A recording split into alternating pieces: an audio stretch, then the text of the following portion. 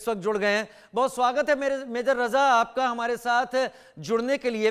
Major रजा, present में अभी जो कंडीशन चल रही है, हम देख रहे हैं कि भारत के प्राइम मिनिस्टर ने यह कहा कि जिन्होंने भी ये काम किया है उनको सजा मिलेगी और मिलकर रहेगी, लेकिन उन्होंने स्पेसिफाई नहीं किया। हालांकि मैंने पाकिस्तान से आ रहे बयान देखे तो रेल मिनिस्टर का यह कहना था कि हमने एटम बम चौके के लिए नहीं रखे हैं, शाहीन गजनवी हमने नहीं रखी है, बिलावल भुट्टो कह रहे हैं कि अगर पानी नहीं बहा तो खून बहेगा आप लोगों का। लेकिन खैर, इसको मैं आपकी तरफ नहीं, ये तो जस्ट एक जरिया है। क्या आपको भी लगता है मेजर रजा कि एक बड़ा कॉन्फ्लिक्ट ऑन द कार्ड्स है आने वाले दिनों में? ये थैंक यू वेरी मच। एक तो आपका बहुत शुक्रिया कि आपने मुझे बहुत बुलाया। बहुत शुक्रिया आपका कि और आपने वक्त निकाला। जी जी।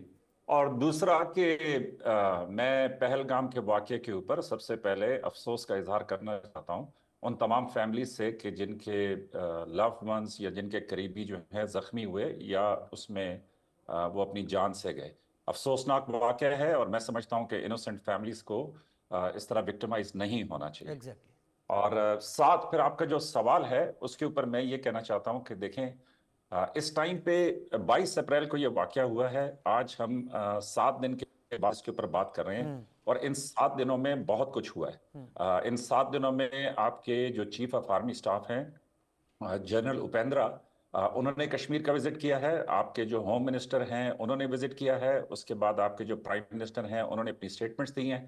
इसके अलावा पाकिस्तान और इंडिया ने एक दूसरे के खिलाफ बहुत सारे इकदाम उठाए हैं और उसी के बीच में आप ये जो बातचीत बता रहे हैं कि जो पाकिस्तान के रेलवे मिनिस्टर और साथ पाकिस्तान के जो बिलावल भुट्टो है उनकी जो स्टेटमेंट है, तो आपका सवाल ये था कि क्या दोनों के दरमियान जंग का खतरा है। एग्जैक्टली तो यही था। मेरी मेरी मेरी जाती राय में इस टाइम तक बहुत ज्यादा टेंशन है और किसी वक्त कुछ भी हो सकता है और दोनों तरफ जो है बहुत ज्यादा हाई अलर्ट है फोर्सेस के दरमियान।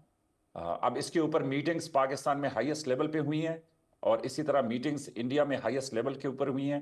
और मेरा ख्याल में कि जो फोर्सेस की हाई अलर्टनेस है वो अभी तक कायम दायम है। इसके अलावा वर्ल्ड लेवल के ऊपर अक़वाम मुत्तहिदा में जो सारी बातचीत हुई है उससे आप मुझसे बेहतर वाकिफ हैं, लेकिन मैं ज़ाती तौर पे ये समझता हूँ कि दोनों मुल्क जो न्यूक्लियर सलाहियत रखते हैं वो सबसे ज़्यादा दुनिया के लिए तशवीश की बात है। अब ऐसे में आगे किस तरफ जाना चाहिए, क्या करना चाहिए, वो एक बहस है कि जो आप मैं हम सब कर रहे हैं और मेरे ख्याल में जो कॉन्फ्लिक्ट है वो दोनों मुल्कों के बीच में बेहतर नहीं है। मैं ज़ाती तौर पे ये समझता हूँ कि बहुत सारी बातें हैं जो इंडिया और पाकिस्तान के बीच में हैं और उन बातों में जो पाकिस्तान की तरफ तशवीश है मैं आपको वो बता सकता हूँ। जो यहाँ पे मैंने इसीलिए आपको बुलाया है कि पाकिस्तान का नैरेटिव, पाकिस्तान में जो चल रहा है, एकदम फ्री होके बेतकल्लुफ आप सामने रखें, क्योंकि यहां पर तो यह चल रहा है कि सबक सिखाना है, जिन्होंने भी ये काम किया है और उनके पीछे जो लोग हैं उन्हें सबक सिखाना है। लेकिन पाकिस्तान क्या सोच रहा है, क्योंकि एज ए डिफेंस एक्सपर्ट मैं आपका जवाब अब तक जो सुन पाया हूं, इतना सलीकेदार जवाब अब तक मुझे पाकिस्तान के किसी पैनलिस्ट से मिला नहीं है। एंड दैट्स बिकॉज आप डिफेंस एक्सपर्ट हैं, फॉर्मर आप यूनिफॉर्म मैन इन यूनिफॉर्म है। तो मुझे बताइए चल क्या रहा है वहां पाकिस्तान में? देखें, जहां तक आम आदमी की सोच है, जाहिर है मैं भी पब्लिक में जाता हूं, लोगों से मिलता हूं, बातचीत करता हूं। आम आदमी तो यह समझता है कि ऐसी कोई बात नहीं होगी, कोई जंग नहीं होगी, दोनों मुल्क समझदार हैं, दोनों मुल्क न्यूक्लियर हैं और एक आम आदमी के दिल में यह बात नहीं आती कि जंग हो। ये उसकी एक आम सोच भी हो सकती है कि वो जंग का हामी नहीं है, लेकिन मैं आपको बता रहा हूं कि आम आदमी यह समझता है। लेकिन दूसरी तरफ जो बाखबर लोग हैं कि जो न्यूज़ के ऊपर नज़र रखते हैं, जो सिक्योरिटी एनालिसिस करते हैं, वहाँ पे मैं अपनी ज़ाती तौर पे बहुत ज़्यादा तशवीश रखता हूँ। वो इसलिए कि जो डायरेक्ट कम्युनिकेशन के चैनल्स थे वो पाकिस्तान और इंडिया ने बंद कर दिए।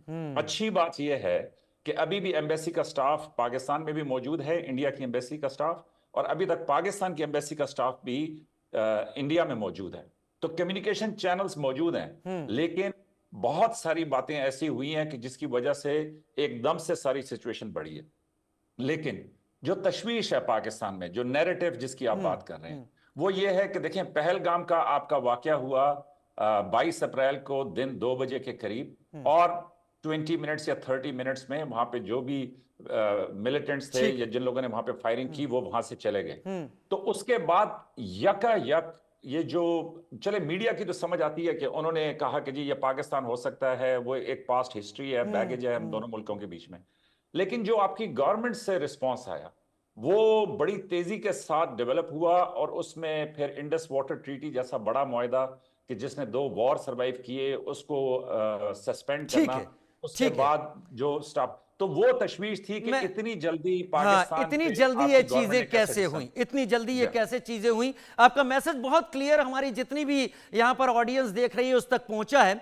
लेकिन